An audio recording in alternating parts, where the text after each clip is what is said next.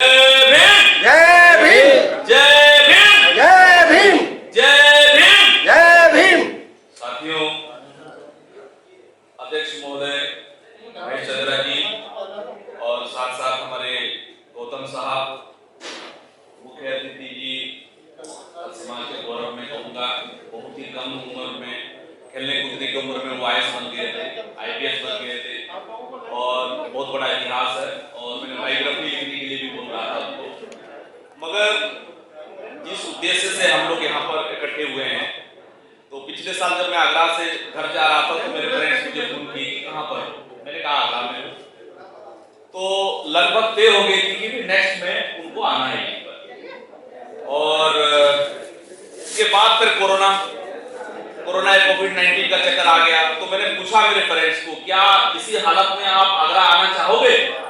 तो मेरे फ्रेंड्स ने जवाब दिया, तो कोरोना महामारी, आदमी मरता है, जीता तो रहेगा, मगर जो संस्कृति, बहुजन संस्कृति इतने साल से बहती आ रही है, उस धरोहर को किसी भी हालत में हम लोग बचाना चाहिए। और उसी के तहत उन्होंने भी कहा कि कोई दिक्कत नहीं, कोरोना तो होगा, अगर मरना भी है तो ये भी मर जाएंगे, लेकिन आना है। तो फिर मैं फ्लाइट का टिकट उनके लिए करवा दिया और फिर सीधे दिल्ली आ गए और आज हम लोग आपके बीच हैं।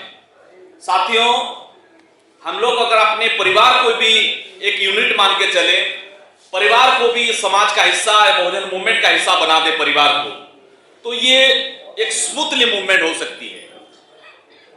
आज 2020 में हम लोग हैं, उससे पहले भी आप टाइम का गिनती करें, बहुत सारे मूवमेंट हुए इस धरातल पे। भगवान बुद्ध आए, सिद्धार्थ गौतम से वो बुद्ध बने, बुद्ध बनने का प्रक्रिया में आए हो। तो सिद्धार्थ गौतम या मूर्ति बुद्ध नहीं है, ये गलती हो जाती है हम लोगों के। बुद्ध को ही हम लोग जागृति का अवस्था मान लेते हैं। बुद्ध का मतलब होता है कोई भी बुद्ध बन सकता है।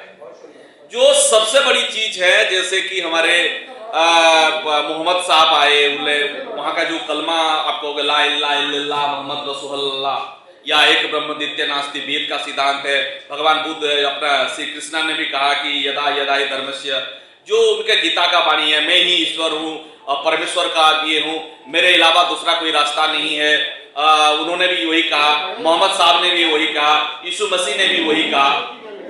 यीशु मसीह ने भी यही कहा कि मैं परमेश्वर द्वारा भेजा हुआ उनका पुत्र हूं, एकमात्र पुत्र हूं, मेरे बिना आपको कहीं पे भी रास्ता नहीं है मेरे अलावा। तो मोहम्मद साहब ने भी यही चीज कहा।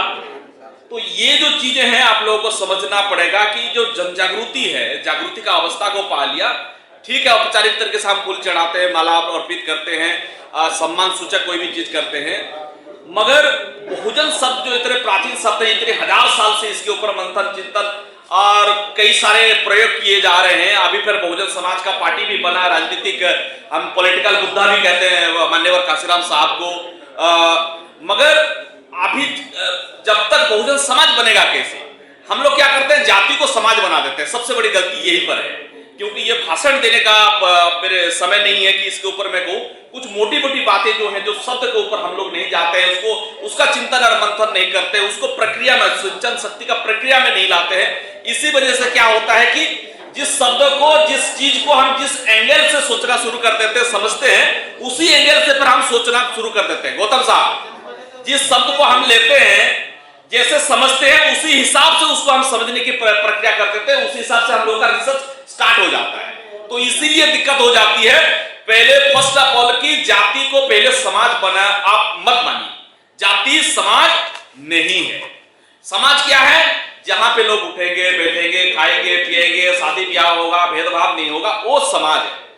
अभी एक प्रोफेसर है, प्रोफेसर हमारे एक मैंने डीएन जागो साहब को पूछा कि भाई कितने समाज है भारत में? क्या भारत में 6743 समाज है? क्या भारत में इतने समाज है? इतने जाति हैं, उपजाति हैं, ओबीसीओ का इतने जाति हैं, ब्राह्मणों के इतने जाति हैं, तो क्या इतने समाज है यहाँ पर? नहीं जी। Who has implement? यहाँ पे अंग्रेज आए और they implement divide and rule policy. मैंने उनको भी वो काउंटर करके कहा कि ये समाज पहले से ही जातियों में बटा हुआ है। अंग्रेजों ने आए और देखा, उसको समझना, उसको इस्तेमाल किया। जो बड़े बड़े हिस्टोरियन है, मैं भी हिस्टोग्राफी का स्टूडेंट हूं, टॉप किया था मैंने, तो यही चीज समझने की जरूरत है। और जो आज जो प्रक्रिया हम लोग कर रहे हैं कि जाति तोड़ के आप जाइए, आपके बाबूजी, महेश चंद्र जी कहता हूं, आपके बाबूजी कितने दहेज में शादी किए थे? ये था दहेज नहीं लाए थे। शादी कैसे हुआ था? बिना ब्राह्मण के हुआ था। आप माननीय चंद्रपाल जी हैं, उनको पूछिए उनके बाबूजी कैसे शादी किए थे। ये जो हम लोगों का बहुजन संस्कृति है, वहां पे ना शादी ब्याह पे किसी ब्राह्मण को बुलाते थे, ना किसी से मंत्र उच्चारण करवाते थे, ना किसी से कर्मकांड करवाते थे। ये संस्कृति हम लोगों का मानव संस्कृति है, सिंधु घाटी सभ्यता से चलकर आ रही। कब से? सिंधु घाटी सभ्यता। और बुद्ध से पहले, सिद्धार्थ गौतम से पहले भी सतेश बुद्ध हुआ करते थे। इसका मतलब क्या है कि जो जहां आप देखोगे माया सिविलाइजेशन, मैं आप लोगों के सिविलाइजेशन के बारे में बता रहा हूं, जहां माया सिविलाइजेशन हुआ, मिस्र सिविलाइजेशन हुआ, इजिप्ट सिविलाइजेशन हुआ, अमेरिकन हुआ, ब्रिटिश, उन सभ्यता के लोग जब कपड़ा पहनना भी नहीं सीखे होंगे, तब यहाँ के यीशु जन्म होने से 2000 साल पहले यहाँ के लड़कियां मॉडलिंग क्या करती थी, अलंकार में विभूषित हुआ करती थी। ये सभ्यता किसका था?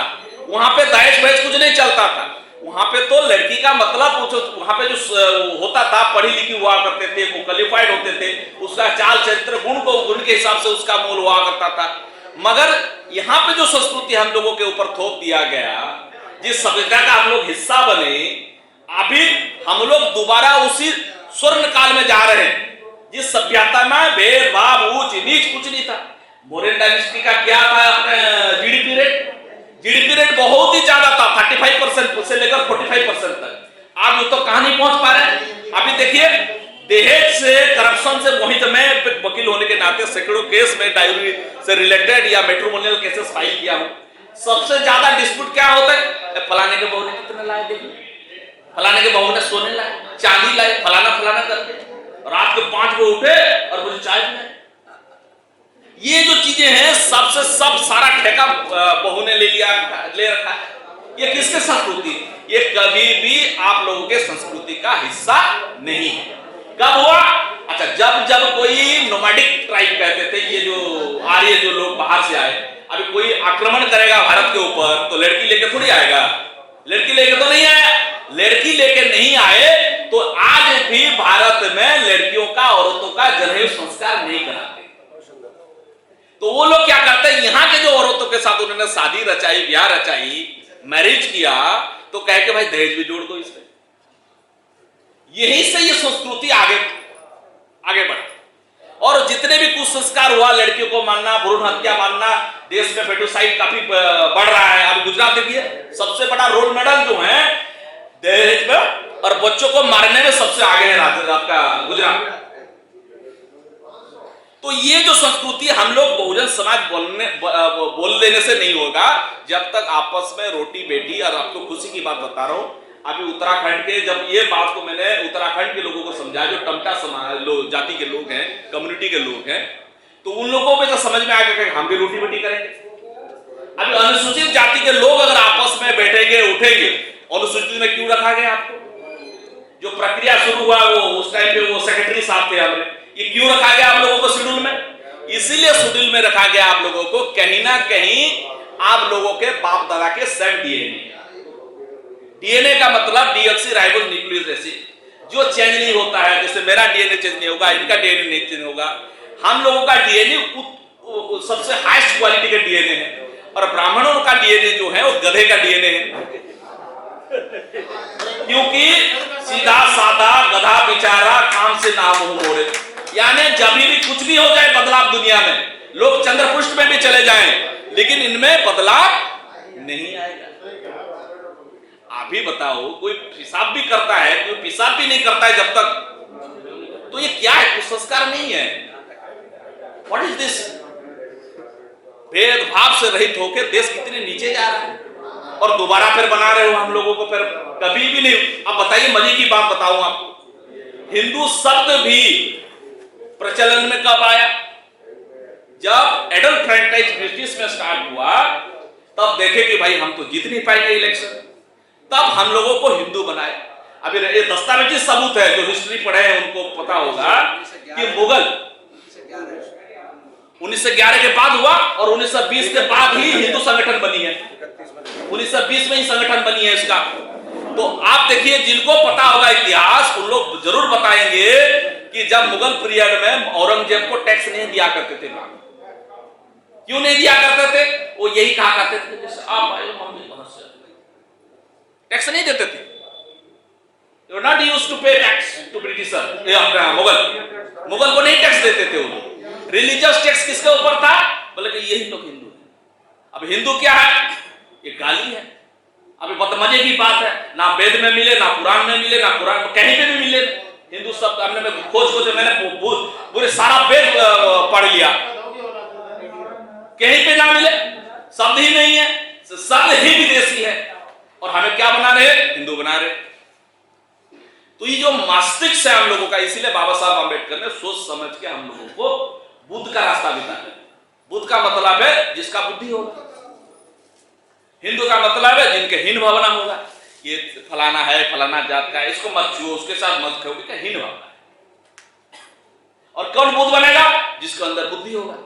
बुद्धि का मतलब बुद्धिवादी, वैज्ञानिकवादी, सोचेगा, समझेगा, एहसास करेगा, वैज्ञानिक सोच रखेगा, पढ़ेगा, लिखेगा, सही और गलत चीज का उसके ऊपर डिफरेंस आएगा। तो यही सब वजह है कि इस संस्कृति के वजह से भारत कभी भी विश्व गुरु नहीं बन पाया, एक भी युद्ध नहीं जीत पाए। आप लोग का इकोनॉमी बड़ा पोर हो गया, गरीबी, भूखमारी, लाचारी, अन्याय, अत्याचार, उत्पीड़न, नक्सलवाद, माओवाद, हर चीज में पद पे आप लोग नीचे चलते गए। अभी क्या हो रहा है? अभी क्या हो रहा है? देखिए किस तरह से भाषणबाजी करके आप लोगों को मिसगाइड किया जाता है। फलाना फलाना बनाएंगे, बताइए। अभी जहां जहां खोज हो रहा है बुद्ध निकल रहा है वहां पर। दुनिया में पहला ही मूर्ति बुद्ध का बना हुआ है। तो ये जो प्रक्रिया है साथियों, ये भोजन समाज बनाने का प्रक्रिया, हालांकि स्टार्ट कर दिया, हमारे पूर्वजों ने स्टार्ट कर दिया, लेकिन रोटी बेटी का संबंध जो है जब तक नहीं बनेगा तब तक समाज नहीं बनेगा। इसी आशा विश्वास के साथ समय होगा तो दोबारा अगर कभी मिलेगा तो फिर मैं आपको विस्तृत रूप से बोलूंगा, कोई कैडर बेडर कराया जाए। और संविधान भी यही चाहता है कि आप लोग यहाँ पे आपको जाति को विनाश करके राइट टू इक्वालिटी आर्टिकल 14 के तहत आप लोग सब यहाँ पे इंसान बने, सिटीजन बने, भारतीय बने। जय भीम, जय संविधान, जय विज्ञान।